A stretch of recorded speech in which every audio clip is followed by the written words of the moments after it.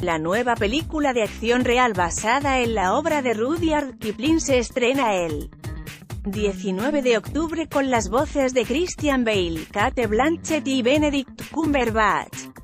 Andy Serkis, Ruislip, Londres, 1964, empezó a trabajar a finales de los 80, pero saltó a la fama en 2001 gracias a El Señor de los Anillos, La Comunidad del Anillo, primera entrega de la ambiciosa saga de Peter Jackson de la monumental trilogía de J.R.R. Tolkien. So, mi tesoro, como Smeagol, Gollum, el malhadado hobbit que descendía a los infiernos por culpa del anillo único de Sauron, todavía resuena en su voz aunque esas palabras no salgan de sus labios mientras hablamos por teléfono con él desde Madrid.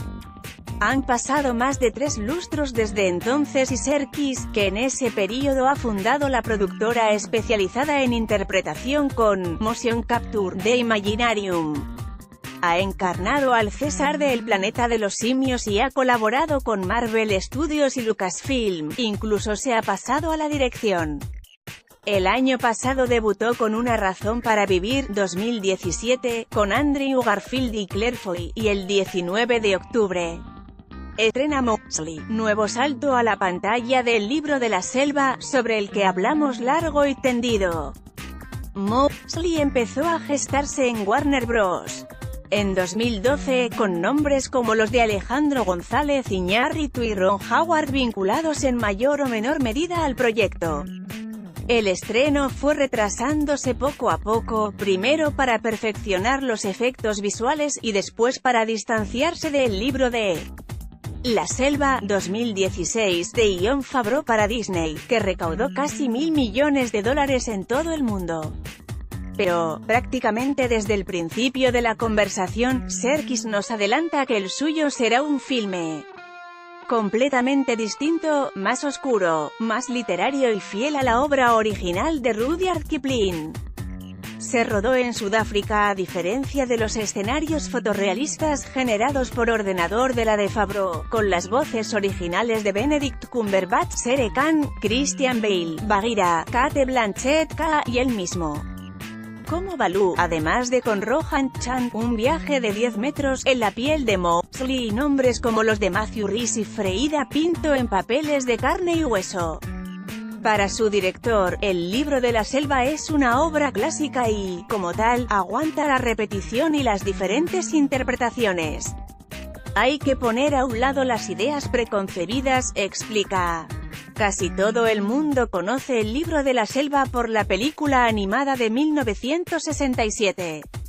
Y eso ha derivado en la versión más reciente de Disney con las mismas canciones y el mismo estilo, quizá un poco más oscura. Esta rompe con esos prejuicios, y también es provocativa. Indudablemente, aquí no hay animales que cantan. Sigue leyendo para descubrir qué cambia y por qué y échale un vistazo al espectacular tráiler de arriba. ¿Qué te atrajo de El Libro de la Selva, de Kipling para hacer Mowgli? Absolutamente, fue el guión que me enviaron, el guión de Cally Cloves.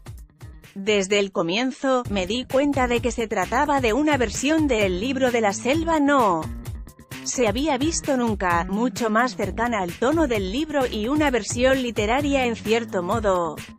Y junto a eso, me atrajo muchísimo el escritor y la época en que escribió el libro, con Rudyard Kipling escribiéndolo a finales del siglo XIX. No solo era querido como autor, sino que también era hijo del Imperio Británico. Y la complejidad que conlleva todo eso. Quería explorar todo eso en nuestra adaptación. La aventura de Mowgli es un complejo viaje de autodescubrimiento sobre él y sobre Kipling, nacido y criado en la India y después en Inglaterra, hasta cierto punto como un forastero. Fue todo eso, y la legitimidad de ambientarla a finales de siglo en la India colonial. Esta película se llama Mowgli por un buen motivo. a Mowgli como protagonista y trata sobre su búsqueda de identidad cuando le consideran como algo diferente. Fue un reto rodar una película que mezclaba acción real e interpretación con motion capture. Fue un reto enorme porque queríamos que la historia de Mowgli fuera muy auténtica, muy real y visual. No quería crear una jungla de fantasía con animales de fantasía y, por supuesto, los animales tenían además que resultar creíbles al hablar. Tenían que parecer reales. Tenían que tener una apariencia real y moverse como animales reales. Pero, al mismo tiempo, era esencial hacer que cobraran vida de una forma que creyeras que pueden hablar. Para mí, por ejemplo, diseñar un tigre que resultara real pero grabando una voz, y que fuera verosímil. Eso no funcionó. Usar interpretación con motion capture fue la solución. Y el proceso de crear los animales fue todo un desafío porque, básicamente, cogimos la fisonomía de cada uno de nuestros actores. Por ejemplo, si coges a Christian Bale y quieres que se convierta en una pantera, suponía un gran reto que vieras la cara de la pantera y la cara del actor. E hicimos eso con todos los personajes. Y después estaba la selva. Quería que pareciera real, que fuera en acción real y que no quedara como un videojuego nítido o que fuera excesivamente imaginaria. Hemos visto adaptaciones de esta obra recientemente. ¿Por qué esta es diferente? Principalmente, por dos motivos. En la película pasamos un tiempo considerable en el mundo de los hombres, así que no solo es una historia que transcurre en la selva y que termina con Mowgli cruzando el umbral que lleva al pueblo. Su búsqueda de identidad le lleva de ser un pequeño y salvaje huérfano criado por lobos que se considera a sí mismo como tal a un adolescente que descubre que no es el caso. Acaba dándose cuenta de que tiene padres adoptivos. Y esa parte de unión y de sentirse completo pasa por integrarse en el mundo de los hombres. Y después está el conflicto entre ambos mundos. Las leyes, las reglas y las costumbres que tiene cada uno de ellos. Hay posibilidades en ambos y también bien y mal. Y en la selva hay riesgos y consecuencias reales para Mowgli. Es un lugar de brutalidad y de peligros, pero también de belleza. Aunque se trata de una película con calificación PG-13, es una cinta familiar. Pero no para niños de 5, 6 y 7 años. Quizás sí para niños de 9 y 10 años. Hay oscuridad en el material original, no es demasiado explícita, pero sientes el peligro y la amenaza. ¿Cómo supiste qué personaje pegaba más con cada intérprete? Piensas en los actores independientemente de los animales. La faceta animal en cada uno de los intérpretes tiene que ser fuerte. Te fijas en esa fortaleza y en cómo puede adaptarse. En el caso de Christian Bale, que hace de Bagheera, tenía que ser muy fuerte, pero también vulnerable. Porque, en nuestra historia y en el mundo del libro, Bagheera no es una poderosa pantera de la selva. De hecho, se ha criado en el mundo de los hombres como una mascota trofeo. Y, por ejemplo, sabía que Christian podía interpretar el papel de mentor, guía y padre espiritual de Mowgli, a la vez reflejar todas esas complejas capas de una bestia que se ha criado con el hombre manteniendo su poderío. Y a Benedict Cumberbatch, te lo imaginas perfectamente en el papel. En su interpretación hay poder, presencia y malicia. Pero también hay algo vulnerable porque, en el libro, Shere Khan es un tigre lisiado. No puede cazar y, por tanto, tiene que matar al ganado de los hombres para sobrevivir, lo que implica un gran peligro para los habitantes de la selva. Benedict, para mí, tenía ese equilibrio de oscuridad, amenaza y placer en la manipulación, pero cuando veas la película, te darás cuenta de que también tiene un lado sensible.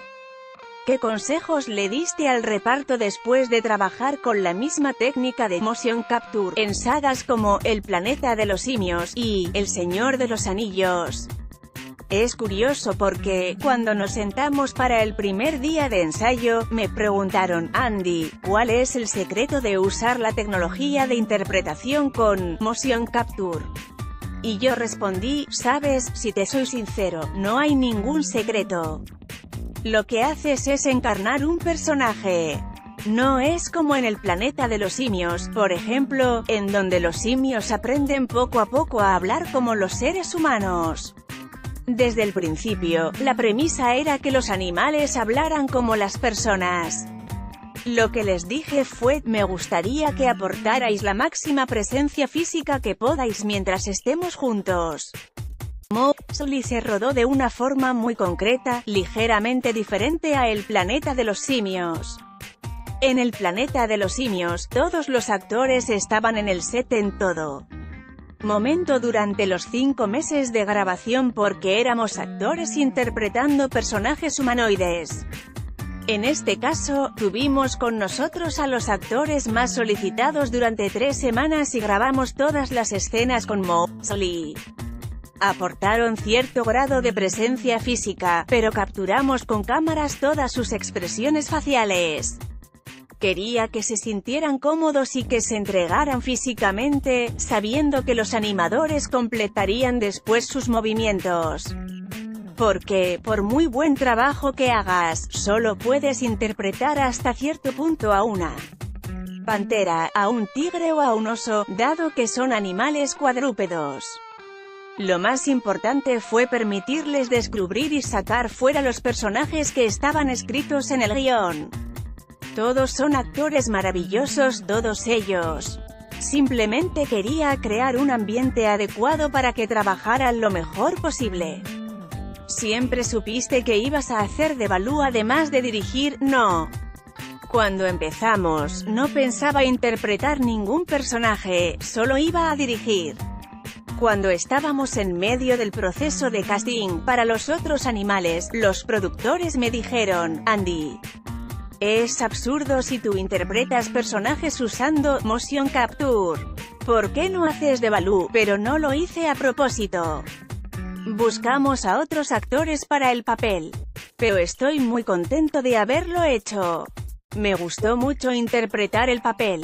Es una versión muy distinta de Balú de la que la gente espera. En el libro, de nuevo, es un personaje mucho más duro. Representa al profesor y mentor físico de Mowgli. Es como un sargento que entrena al recluta, es muy militar.